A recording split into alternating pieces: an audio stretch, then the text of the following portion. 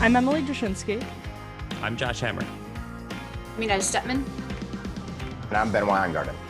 And this is NatCon Squad, where common sense and common good meet. NatCon Squad is produced by the Edmund Burke Foundation, the home of national conservatism. Subscribe now on iTunes, Stitcher, Spotify, YouTube, or wherever you get your podcasts. As usual, we have a great show in store for everybody today. We're actually going to break down, Josh is going to help us break down the framework of the gun control bill that is said to have bipartisan support, and that is making its way through Congress right now. I'm going to talk about the attempted assassination of Justice Kavanaugh and the media sort of just batting an eye and going on like it was business as usual. Inez is going to talk about the recall of Chesa Boudin and whether San Francisco has perhaps had enough of their progressive experiment. And then Ben is going to talk to us about the Hawley and Grassi findings on the DHS abuses of power, the evidence of DHS abuses of power, which has also not gotten a ton of play in the media, as you might expect. So with that, we'll kick it over to Josh. Okay, well, thank you, Emily. And I think all of us are wishing Emily a quick and speedy convalescence from her current bout with COVID. So we're all with it. You're a real trooper for being on this podcast, but we wish you speedy recovery. So the Senate, or at least a group of 20 senators, 10 Democrats and 10 Republicans, has unveiled a bipartisan piece of so-called compromise legislation as it pertains to firearms in America. So this obviously has been a topic for weeks now in the aftermath of recent mass shootings. I think particularly the Senate really kind of got this working group in order in the aftermath of the Buffalo, New York shooting from a white supremacist, and then the shooting, of course, in Uvalde, Texas, of the elementary school, which we covered at great length on this podcast. So a lot of us, I think, were waiting, not particularly optimistically, but trying to be with an open mind to see what would happen with this group of 20 senators. It's probably worth pointing out right at the outset that if you look at the 10 Republicans who joined this working group, it's basically the usual kind of squish caucus, the Mitt Romney, Lisa Murkowski, Susan Collins types, John Cornyn of Texas, and then a bunch of Republicans who are actually retiring this fall. So, take that for what it's worth.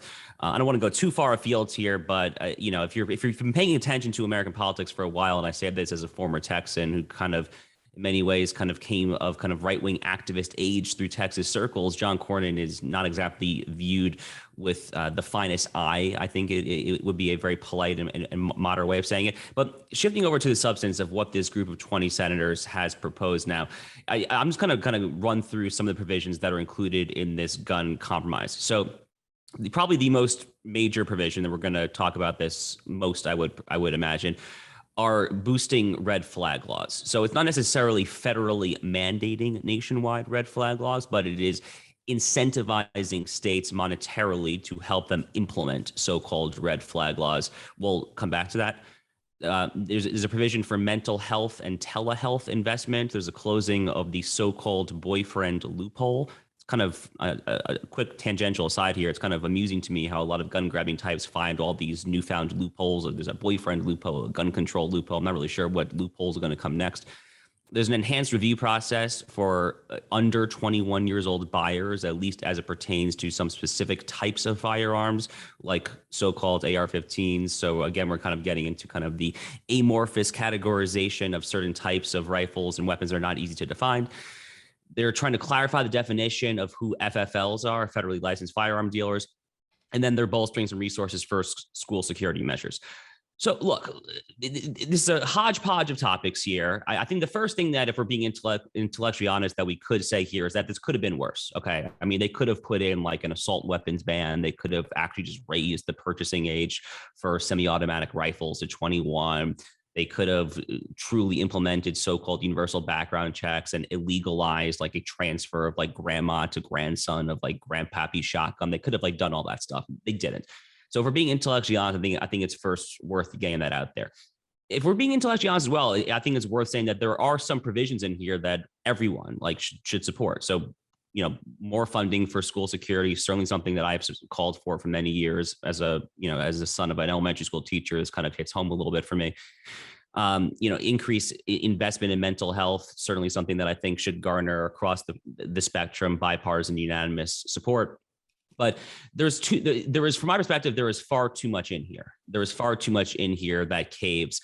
And basically, when you have people like Chris Murphy of Connecticut, who in the aftermath of the Sandy Hook school shooting almost a decade ago now kind of emerged, I think, as kind of the face of the Democratic Party's kind of gun grabbing agenda. When you have someone like him as enthusiastic, as ebullient about a gun bill like this, there's probably a rebuttable presumption in lawyer speak that there is something wrong here. And I think what's wrong here is that there is just too much bad stuff. And the red flag provision in particular, I think single-handedly probably should cause conservatives, to the extent that they can mount a filibuster, because there are 10 Republicans. So we'll see how that Senate vote breaks down. That would be kind of Rachel's specialty if she were here. But if they can come to enough senators to defeat this, I think the red flag provision probably in and of itself is reason to do so.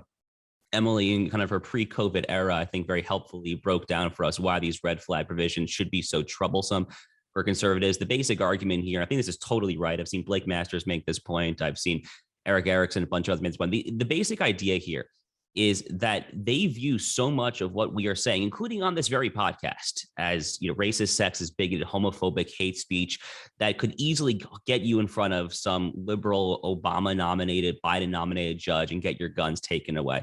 And the last thing I'll say on this real quick, Tucker Carlson was monologuing about this earlier this week.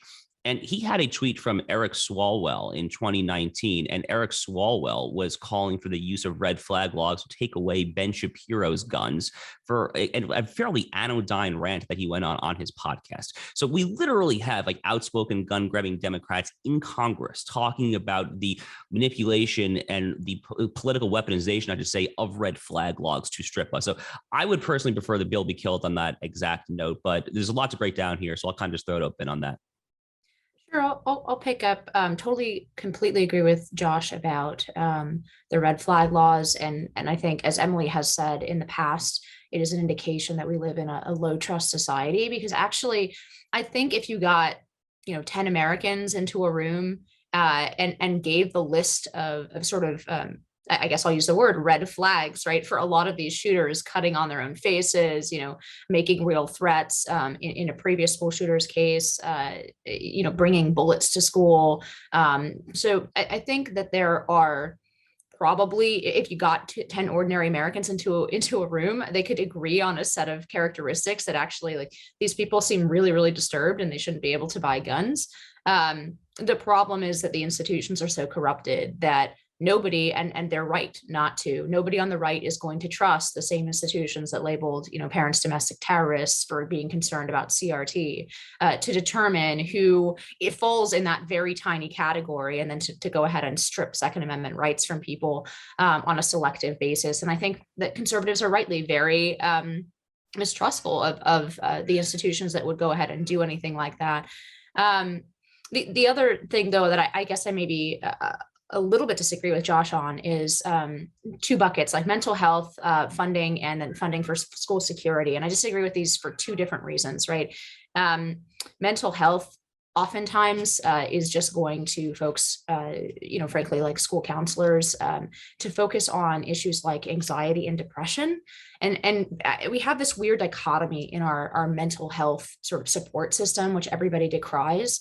And that's because the large majority of the funding is continually going to what I would call sort of upper middle class ailments that may or may not benefit from that funding. I tend to think they don't even benefit from that funding. But at the same time, we have absolutely no structures in place to deal with people who are legitimately out of touch with reality or threats to themselves or others, because we are reluctant to hinder their liberty in any way, right? So I'm not sure that more money into the mental health system is actually going to be helpful. And similarly, look, our schools are not underfunded. They have plenty of money to implement security. In fact, when I was working with state legislators, even 5 years ago, 7 years ago, there were a bunch of firms who were willing to do this basically at cost for extremely minimal amounts of money. When we're talking about hardening schools, there's a lot of things that are really easy, right? Doors that only open one way, for example. There were firms willing to do this at cost after past school shootings. And so it's not really a financial problem. It's not that I'm against taking some of these measures.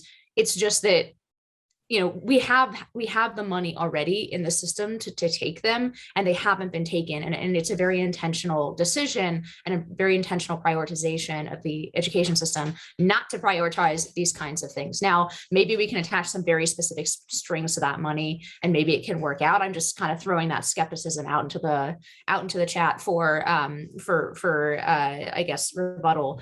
So I'm not against the goal, but I'm just very deeply skeptical that the system can get it done. And then finally, the age restrictions, the left on age seems to be all over the age of majority, right? If you are 8 months in the womb, then you don't have any rights. But if you, when you're 13, you're a full adult for the purposes of taking hormones and acquiescing to life-changing surgery. But when you're 26, you're still on your parents' health insurance, right? So it really seems like the age of majority is something that, and again, a high trust normal society would be able to agree upon and say, okay, separating children from adults. So I'm kind of reluctant to continue this facade. Like, if you're an adult, you should be able to buy a gun. If you're not an adult, you shouldn't. And I'm sort of reluctant to continue that facade, but yeah, I'll kick it out to everybody else too. Yeah, I think Josh and Inez touched on a lot of the important stuff and the specifics of this framework. Basically, if we're funneling laws via grant, or we're funding money via grant to fund red flag laws, there's a very big difference between what happens in California and what happens in Tennessee. And that is a very meaningful difference. If we are funding anti-constitutional red flag laws that harm law-abiding people who are just accessing their rights responsibly, that's a problem. And the Buffalo example is a really good one. There's a red flag law in New York. This guy had been committed a year before for planning a school shooting. He was posting on a private server on Discord. Nobody was monitoring his social media. He bought a gun. Uvalde, as soon as he turns 18, he buys a gun. Uvalde also had all of the funding for school safety. It had all of that. And so I think, there's obviously much deeper problems. I understand the catharsis of federal funding and of a legislative package. I understand how that can feel cathartic for society. I'm not sure that these are problems of funding. And that's the sad reality of mass shootings. They're problems that are much deeper than legislation can address, and we should do everything legislatively we can to address problems that do exist. Doors, for instance, that is a really concrete, good one. What happened with the Uvalde door, we still don't know. So we can fund all of these things. We can do absolutely everything possible, but evil finds a way, and we are in a society that's producing more and more evil. So I'll toss it over to Ben with that. Just really briefly, totally agree. You can't legislate your way out of every problem. The framework that I would always look at in terms of evaluating these purported gun proposals that are supposed to serve as panaceas is ex post. In what instances would these various laws actually have prevented the tragedies that we're talking about here? And last point I'll make is, even if you had the most pristine laws on the books and they pass constitutional muster, you still have the issues that have been raised here of, okay, those who are going to draft the red flag laws at the state level, is why do you trust that they won't use them to basically punish their political foes if we are the domestic violent extremists definitionally by being conservatives in this country? Then you have the mental health professionals and institutions. Do you trust them to actually help people work through their problems, and where needed, institutionalize these individuals, especially when the institutions have basically been destroyed in this country, to prevent them from going out and committing crimes, horrible crimes? And then lastly, as we saw in Uvalde and elsewhere, the security personnel themselves, they fail oftentimes in all of these instances. So the last point I'll make is just, when it comes to the spectrum between hardening and therefore deterring crazed individuals versus stripping people of their rights, we should always err towards the side of deterrence. And it's amazing to me that corporate headquarters so often are hardened to a substantially greater degree than schools. There's nothing more important than protecting kids in this country. We should work towards the hardening and the deterrence factor here. Yeah, super quick, and then we'll toss it to Emily. So I think Inez's point on mental health is actually very well taken. I mean, in theory, if it were possible to target more funding in a way that would be effective, that's a massive caveat, obviously, there's nothing ideologically that should lead us to oppose that. But your point is very well taken. A lot of this is going to get kind of clogged up through all these bureaucratic back channels that are probably, quite frankly, hostile to our interests. But we're way out of time in the segment. So let's toss it over to Emily for our next segment. No, it's no problem. I'll keep it super brief on the intro just because I think most people are aware of what happened, and the basics of the story are pretty basic. In fact, there was a would-be assassin, speaking of mental health problems in this country, a would-be assassin who was in some sort of mental crisis, made his way within about 2 blocks of Justice Brett Kavanaugh's home in Maryland. He saw the security guards and ended up kind of turning himself in through his sister, called the sister, then ended up saying, I'm here, I have a gun. He had all of these implements to get into the justice's home. It appeared like burglarizing implements, hammers and such. So basically he was trying to break into Justice Kavanaugh's home and kill him. He did turn himself in. He did do the right thing. I think part of his plan was also to commit suicide. And this was on page 820 of the New York Times the next day. We can play this game every week with virtually every story.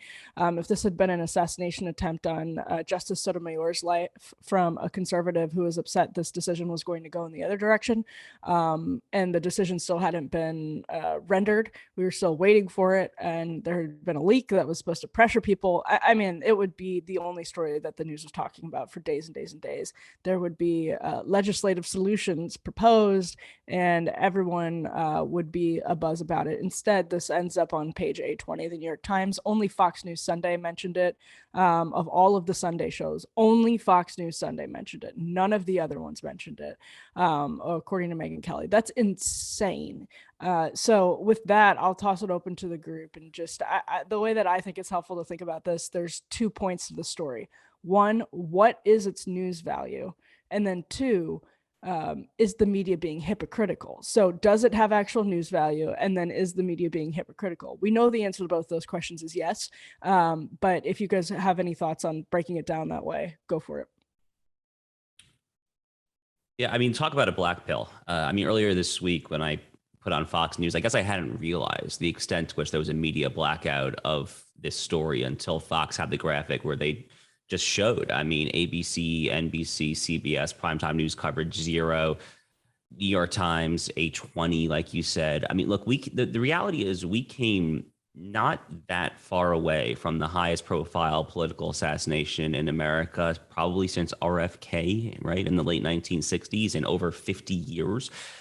Thank God that it didn't happen, obviously. But this, I mean, the man, if I'm not mistaken, was within 2 or 3 blocks of the justice's house before he ended up kind of at the last minute had cold feet and basically turned himself in. This story is just unbelievable. I mean, not just the media blackout, but talk about the fact that, if I'm not mistaken, the U.S. Senate unanimously, I think literally all 100 senators voted to increase security for the justices in the aftermath of the Dobbs abortion leak last month, which, by the way, the fact that this was so eminently foreseeable was, to me, one of the obvious reasons from day one of this entire leak happening, that this was going to be a leak from a liberal justice's chambers, because from the leaker's perspective, something like this happening, a near assassination on Kavanaugh, is a feature, not a bug, of the act of issuing that leak to Josh Gerstein at Politico. But this legislation passed the Senate unanimously last month. 100 senators, if I'm not mistaken, passed increased security for justices. It is still lingering in the U.S. House. Nancy Pelosi has not brought it to a vote. That is just gobsmacking to me. Thank God that the U.S. deputy marshals caught this lunatic on a tip from local people there. But it's just a very sad story in many ways there. Thank God Justice Kavanaugh is all right. And Dobbs has been a recurring theme in this podcast for many months now. So at this point, we just have to continue to pray that amidst just all this unprecedented, uncharted waters, just black pill, dark nonsense, they see this through and do the right thing, which I think they actually will.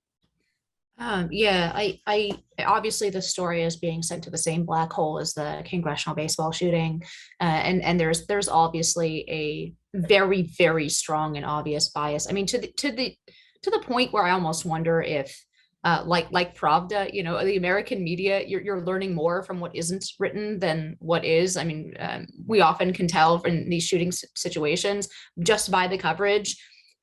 what team the perpetrator played for, oftentimes what race they are, by not having by the fact that it's not mentioned if the person is either Black or Hispanic, and it is mentioned if they're white, right?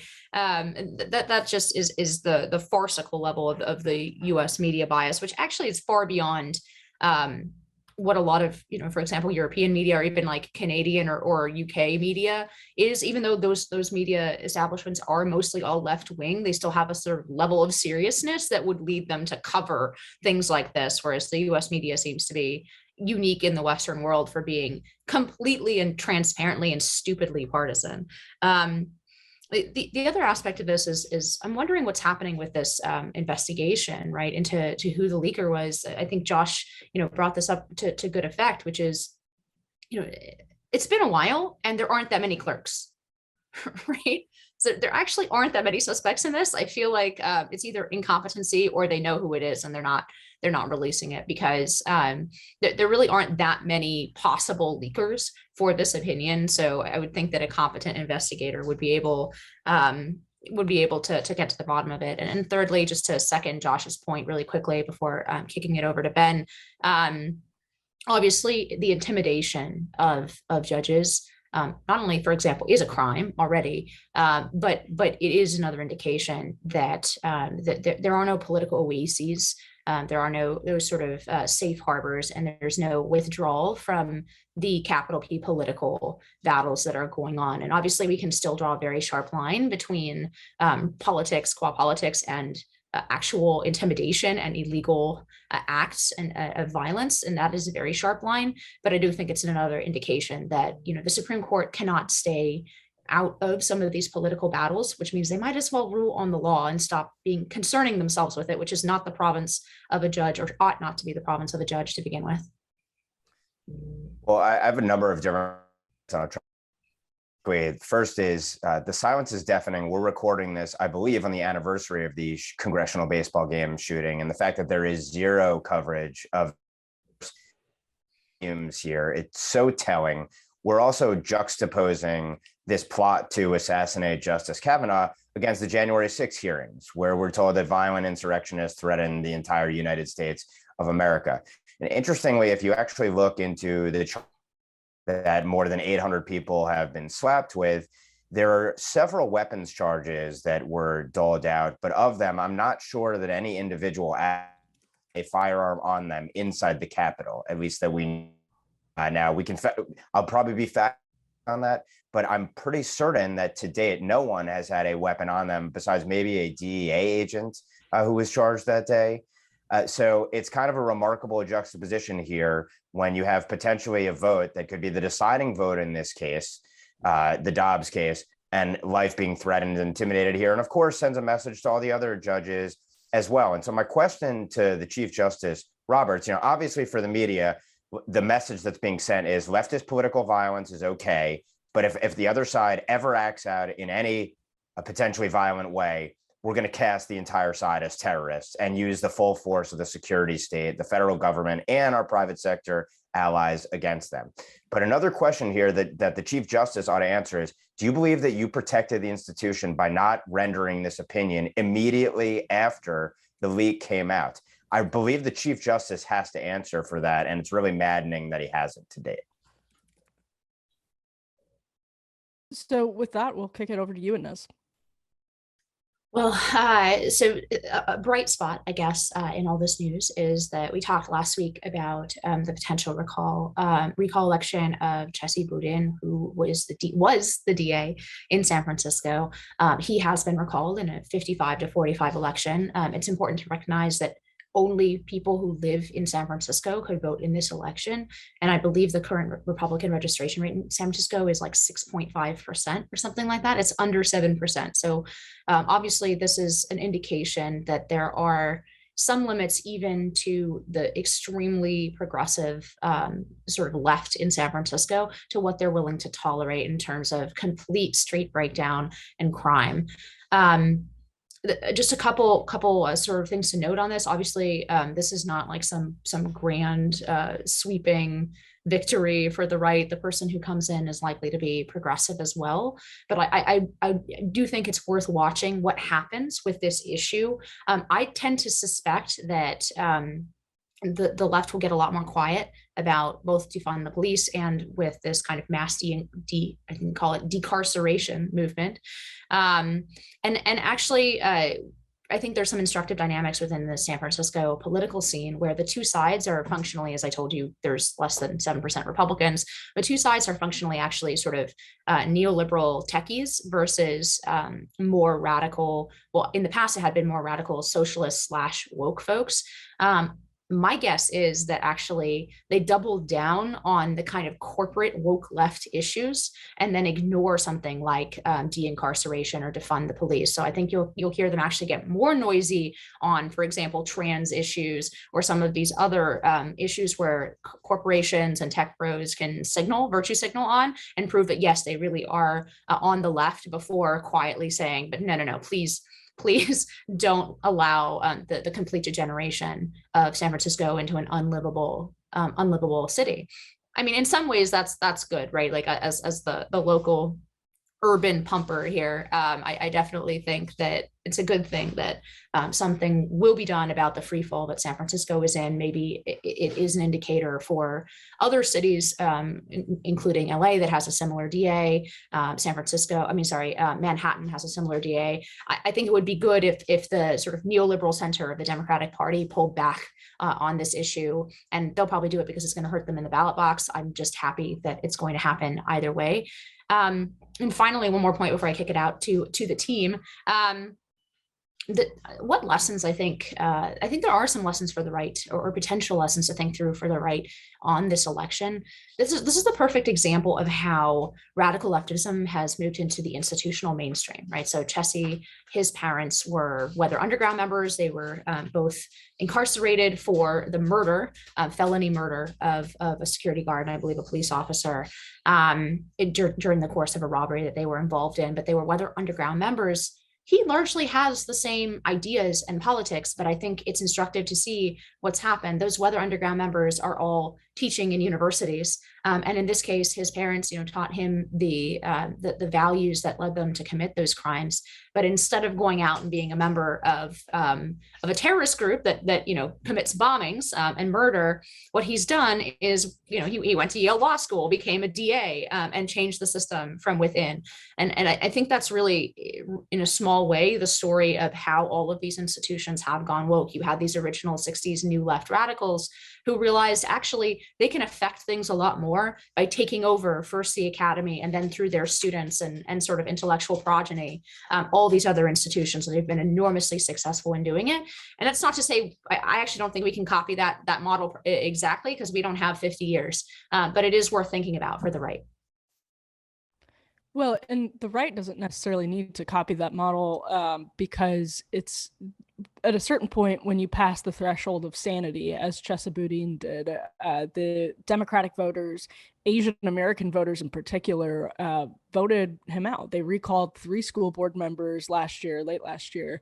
And Chesa Boudin, this was a decisive loss for him. And it came from mostly Democratic voters. It came from particularly Asian American voters. And even the Black mayor of San Francisco has pushed back on some of the Chesa Boudin radicalism, which is it's all very interesting. And Nellie Bowles has a really good piece in The Atlantic on what happened with Chesa Boudin and sort of the arc of Chesa Boudin. And it's really interesting just going back to how the Trump era, how the left was acting in the first couple of years after Donald Trump was elected president. It was the fervor was really off the charts and it pushed them in some really crazy directions, and they're not ever going to have to pay for it.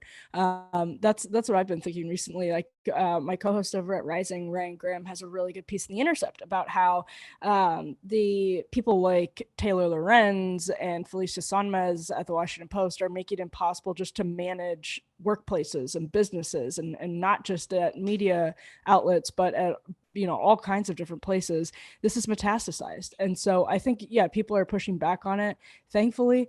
But there'll never be accountability for the fundamental like moral relativism, and hopefully it pushes back on that. Hopefully we're all of the bread baking that took place in the early days of COVID it will be sustained. There'll be a sustainable sort of sense of family and purpose that we come out of COVID with. I don't know, but it is at least good news that we're coming out of COVID without Chesa Boudin. So I guess three things come to mind. First is just emphasized, he got whipped. I mean, this was a roughly 20-point loss. It was a 60-40 recall. It was led largely by San Francisco's large Asian community. But I mean, this was not just like an Asian specific thing. I mean, a 20-point margin is a big margin in a populous city. The second thing is, Inez touched on this. So I wrote my column on this last week. I guess, so I knew that he came from very far left stock, for lack of a better term. I didn't realize the extent to which he really came from left-wing royalties. I just want to read a paragraph from my column this past week, if I can. It's about this topic. Quote, Boudin's parents were Weather Underground domestic terrorists and following the 1981 Brinks robbery in New York State, convicted as cop killers. They were incarcerated. Boudin's father was just released last November. And Boudin was thus raised in Chicago's Hyde Park neighborhood by Bill Ayers. Yes, that Bill Ayers, the one-time Weather Underground leader, domestic terrorist kingpin, and erstwhile comrade of another famous Hyde Park denizen, Barack Obama. Boudin's great-granduncle, Louis Boudin, was an influential Marxist legal theorist and an active member of the Socialist Labor Party of America. Boudin's grandfather, Leonard Boudin, was a radical leftist attorney who once represented Fidel Castro's revolutionary Cuban government. Chesa Boudin himself worked before law school in Caracas as a translator and researcher for Venezuela's blessedly deceased socialist president, Hugo Chavez. I mean, you just want to vomit when like you read that, right? When you see that. First of all, not to go so ad hominem here, the guy's name is Chesa. I was ashamed to learn that this man is allegedly Jewish. I have never met a Jewish Chesa before. I have to think that his domestic terrorist parents were doing some kind of like Black Panther, Black Power sort of thing there. I can only speculate, of course, but just wild stuff. And they really, I guess, he was so crazy that even San Francisco went too far. So good for the people of San Francisco. The final thing, though, that I want to say, and the most substantive thing, is I appreciate that a lot of people on the right are now kind of decrying the Progressive Prosecutor Project, these Soros-funded DAs all throughout the country, people like George Gascon in Los Angeles, Kimberly Fox in Chicago, and Cook County, Illinois, Alvin Bragg in New York. But I have to say that, as someone who has done a lot of these intra-right squabbles on our side for years against the so-called criminal justice reform crowd from organizations like Cato Institute, Institute for Justice, R Street, it is great to see the pendulum maybe start swinging, especially in the 2 years since the 1619 riots after George Floyd in 2020. But we really have to make sure that we don't go back to the days where 88 United States senators signed the First Step Act into law in 2018, because the vast majority of the Republican caucus signed on to that. I think a lot of Republicans to this day will talk about the merits of so-called criminal justice reform. What does criminal justice reform mean? Well, it obviously means a decarceral, fight on crime, anti-sentencing agenda. So we on the right have to push for law and order. We have to stand for long, firm sentences when they're justified, obviously. And I think it's incumbent upon self-described NatCon folks like ourselves to be at the forefront of that push. Well, I guess I'd say Chesa Boudin really does personify in many ways the way that the radical left evolved over time. But it's also worth noting that the likes of Bill Ayers and many others, once they came out of jails themselves, ended up becoming professors that they could then indoctrinate the future generations and get them to drop the radical pose for the radical ends and suit up and enter into the justice system, into government, into our big tech companies and everywhere else, and our other influential institutions. All that said, this is a positive story, if nothing else, because it shows that directionally in cities across the country and even in San Francisco, there are limits to take in their own lives when their self-interest truly is threatened. Self-interest like being able to walk down the street, needles strewn everywhere, or getting your car jacked, or not being able to have any pharmacies around because they're getting pilfered every single day. That's a problem that everyone has to deal with, and you can't just pay your way out of it. The fact that this also does appear to be largely Chinese immigrant driven, first generation Chinese immigrant driven, is interesting. And one wonders if over time, if Republicans have half a brain to actually appeal to immigrants who don't like coming here and then dealing with worse maladies potentially than they had from whence they came in the first place, also worth noting. So, there are positives to take from this, but to Josh's point, we also have to watch. There's been a transition already in leftist rhetoric, at minimum, from defund the police or get rid of police altogether to reimagining police, and rhetoric, approximating something like just criminal justice reform. And the left, the basic argument of the left is oftentimes that it's society's fault that these criminals are made, and then by putting people in prison, you end up creating generational strife and perpetuate these problems. So it's again society's fault for putting people away who commit crimes, and we should not at all fall for those premises or accept those premises. We can disagree on what ought to be punished and to what extent, but we should never give into those premises whatsoever. And the public itself is demanding law and order right now in spades, and we ought to lean in. We should have been leaning into it before. We certainly ought to be leaning into it now. On that note, I once saw Bill Ayers and Bernadine Dorn enjoying a nice quiet dinner together at a cafe here on Capitol Hill. It was truly a lovely, peaceful sight to behold. Ben, take us home with segment 4 here. Yeah, so I'm not sure if this necessarily ties a bow on anything that we've discussed today, but to our brave new world, DHS. Senators Hawley and Grassley have been pretty dogged on digging into the Disinformation Governance Board, DGB, which has been paused but is by no means gone. Recall that the administration has put in former head of Homeland Security, Michael Chertoff, as well as a former Clinton official to balance out Republican and Democrat establishmentarians to oversee the board in this pause and as it's reviewed. But the administration itself has said that the work continues to combat mis, dis, and malinformation. And Hawley and Grassley have gotten some whistleblower information, the creation of the board, what drove it, what activities it was actually undertaking.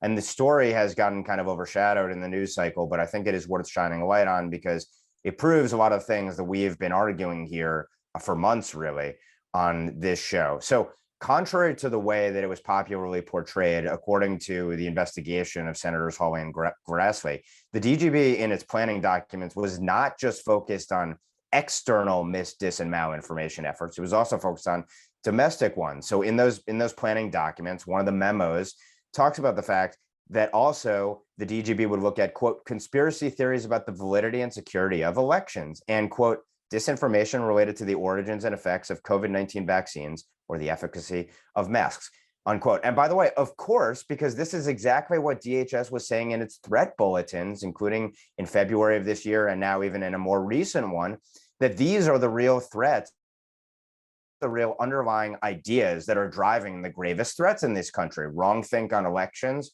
wrong think on the coronavirus.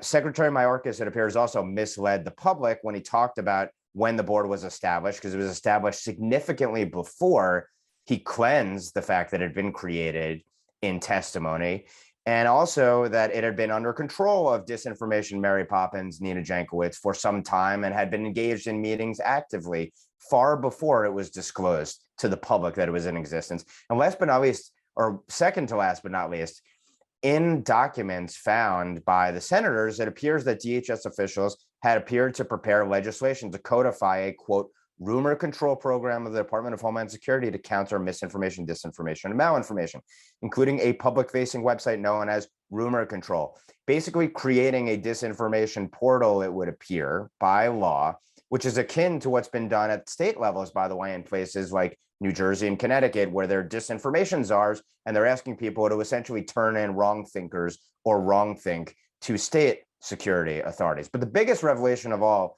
concerned these draft notes for a meeting that DHS officials, I believe including DGB officials, we're going to have with Twitter executives. And in those notes, and we don't know if this meeting has happened, there are open questions out there to DHS on this, but in those notes, they talked about operationalizing a partnership with Twitter and the DGB. A DHS strategy document theorized that, quote, by sharing information, DHS can empower partners like Twitter to mitigate threats.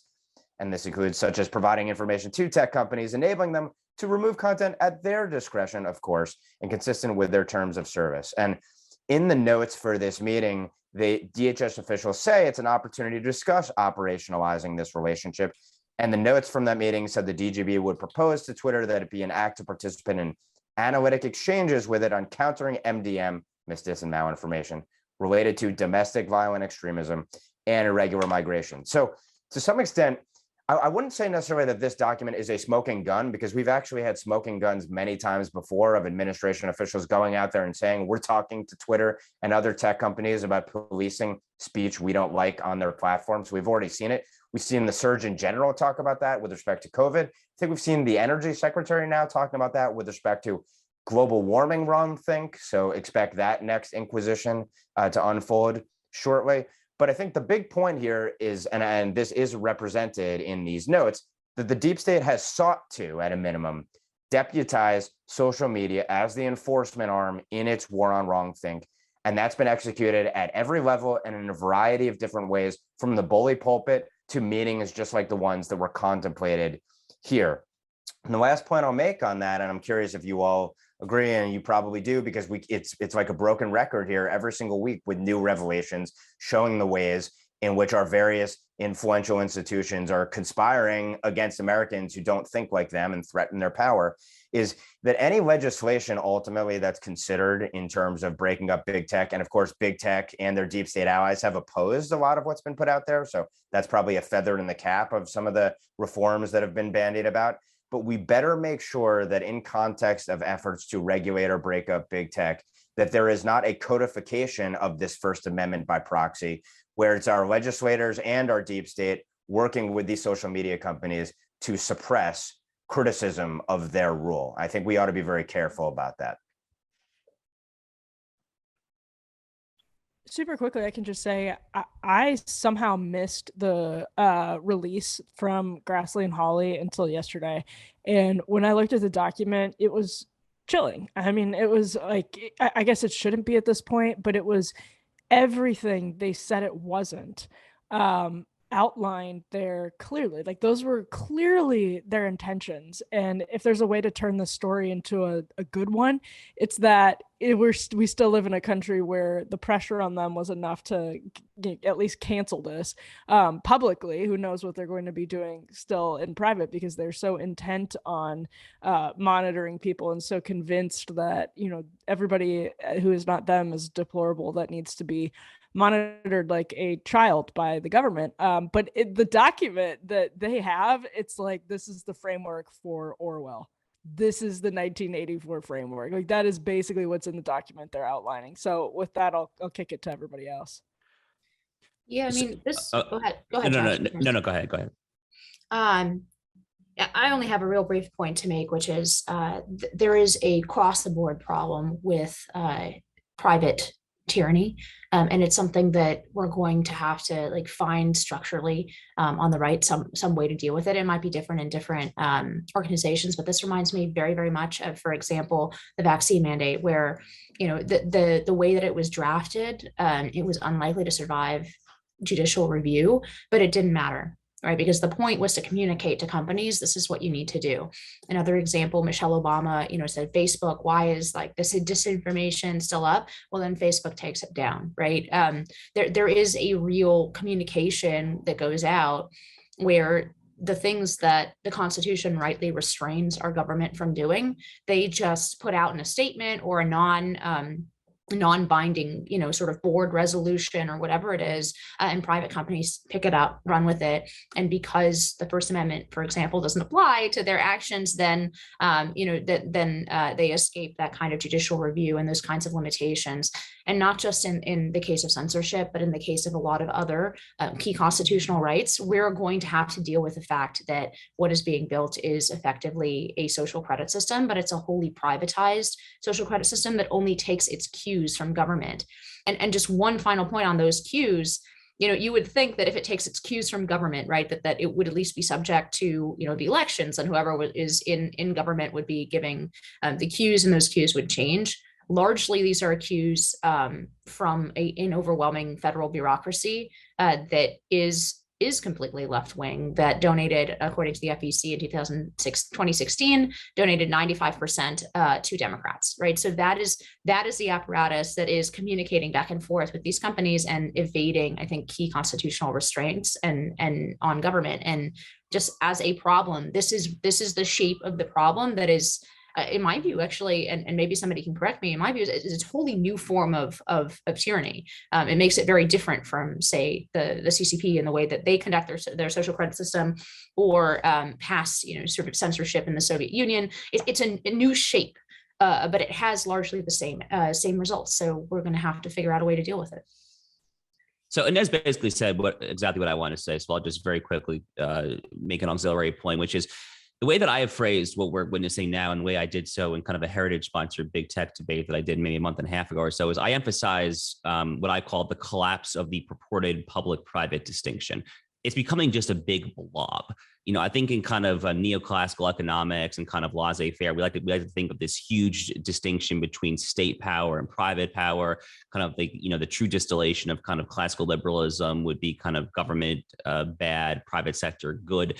But time and time again, especially in the big tech specific area, but not really just in that, also kind of in debanking and financial services, we have seen just this distinction go away. So I think back about a year ago when Jen Psaki, standing from the White House podium, was bragging about how she was working with Mark Zuckerberg to crack down on COVID misinformation. Literally earlier this week, I saw Kim Strassel of the Wall Street Journal tweet to a Wall Street Journal editorial, quote, "White House National Climate Advisor Gina McCarthy wants social media platforms to censor content on the cost of a force-fed green energy transition." So look, any benefit of the doubt that these tech companies have had for being purely private actors and not being kind of force-fed or commandeered from the state, I think is totally out the window at this point. And that is one of the many reasons why I think that we have to take appropriate policy action, be it antitrust, common carrier regulation, or some combination thereof. So with that, let's transition to final thoughts. Who wants to start us off? I will call on people. I can follow up on something I think Josh touched on during the segment about the DA of San Francisco, but didn't have time to delve into more deeply, but I think is an important one.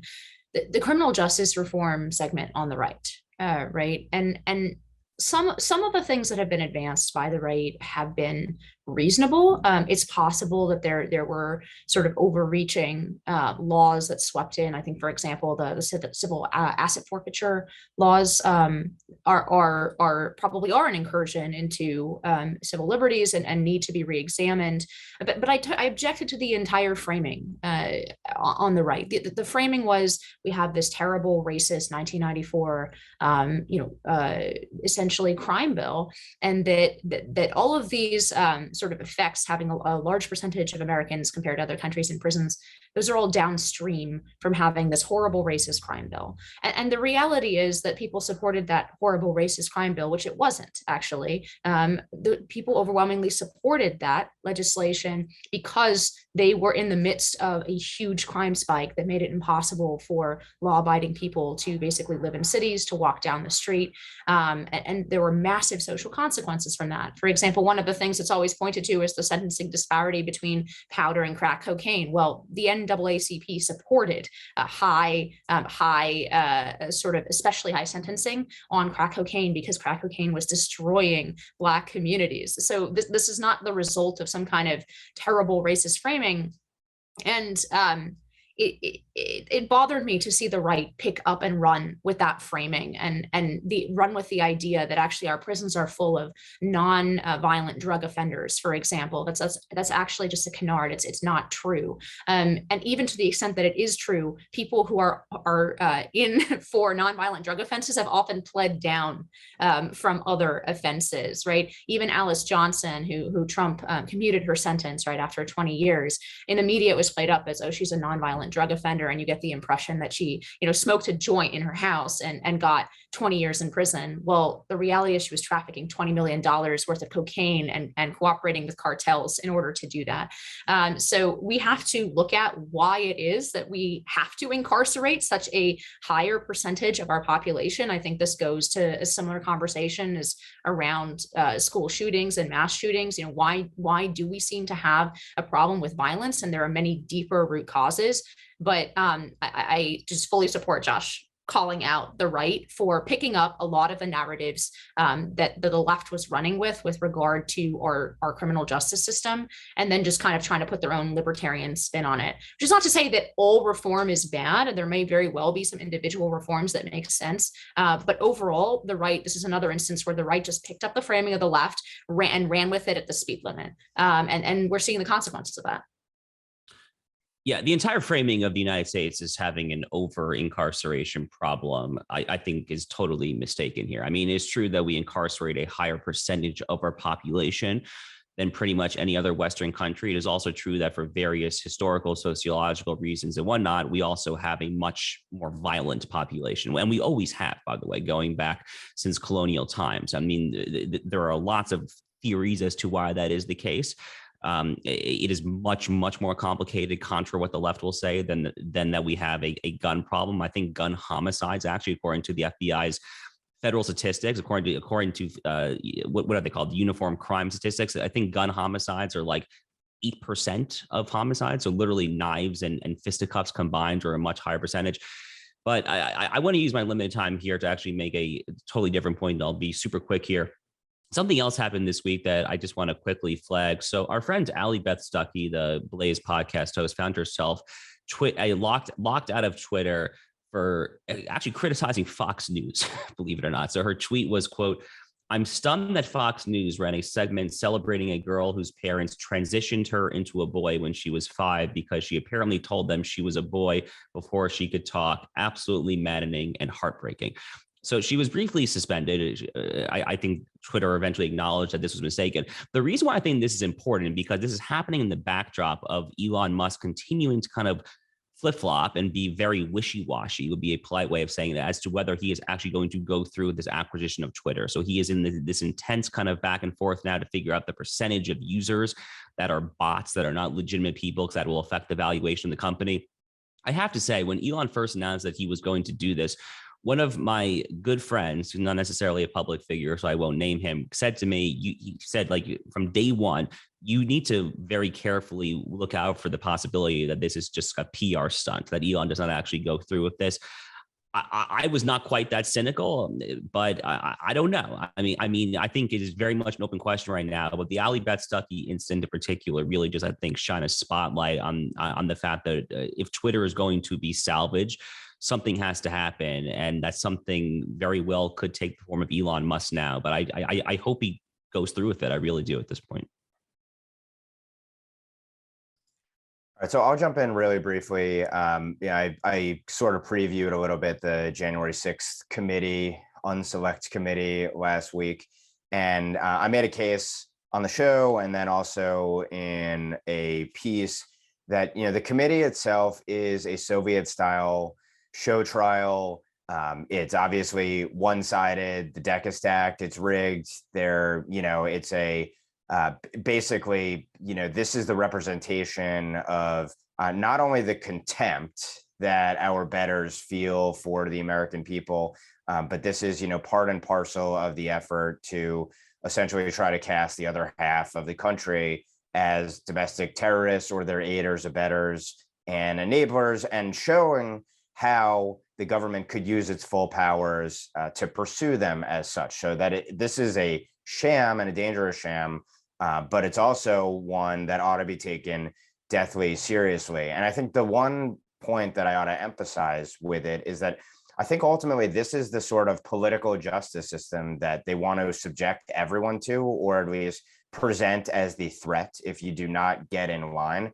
So I continue to hold that view, despite the fact that, and I think it was clear that it was going to be this way from the start, no matter how stage managed this was, with former corporate media executives literally stage managing the show trial, no matter the fact that the deck is stacked, that you have, it appears, the doctoring of the evidence that's being presented in it. You have, one after the other, including, establishment Republicans coming out and trying to, and basically providing porn for the left on who their political opponents are. The American people don't care about this. They're not watching this. So I do think that is one of the sole positive takeaways from an otherwise sordid, disgusting, and disastrous affair for anything resembling a republic that we hopefully still have in this country. I'll just finish on a thought that I started to work through in an earlier segment, the one on Chesa Boudin, about how during the Trump years, the left really went all in on the progressive experiment. And San Francisco is the sort of lab of progressive governance, obviously failed.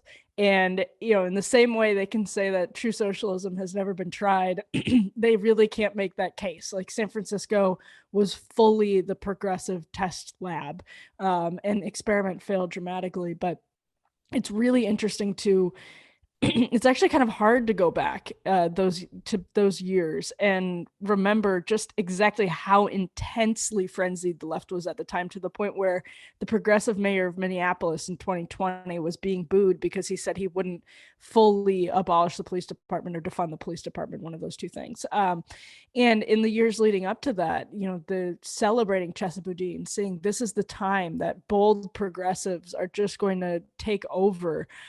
Well, there's never going to be any accountability for that. But more importantly, to reject them is to reject the logic that undergirds contemporary progressive leftism. It is to reject the logic of moral relativism, because that is the conclusion of all of the germs of progressive thought that they are working towards in all of these different policies. They just tried them. They had the opportunity to sort of play them out to their logical conclusions. But if the arc of moral history is long and it bends towards justice, and progress is always good, and always moving humanity forward, by their perspective, this is a rebuke of the thing that really undergirds all of the left. And, I think what truly undergirds the left is corporatism and cronyism. But on the philosophical level, this is huge. And will they reconcile with it, or will they continue to do the same thing 5 years from now, 10 years from now? I think it's because of social media, because of technology. I think we're headed towards ongoing repeats of this over and over again. This tug of war between logic and anti-humanism. So this is a rebuke, but whether they actually fully understand that is another question. On that note, on behalf of Josh, Inez, and Ben, I'm Emily Jashinsky. Thank you so much for tuning in, and we'll see you at the next NatCon Squad.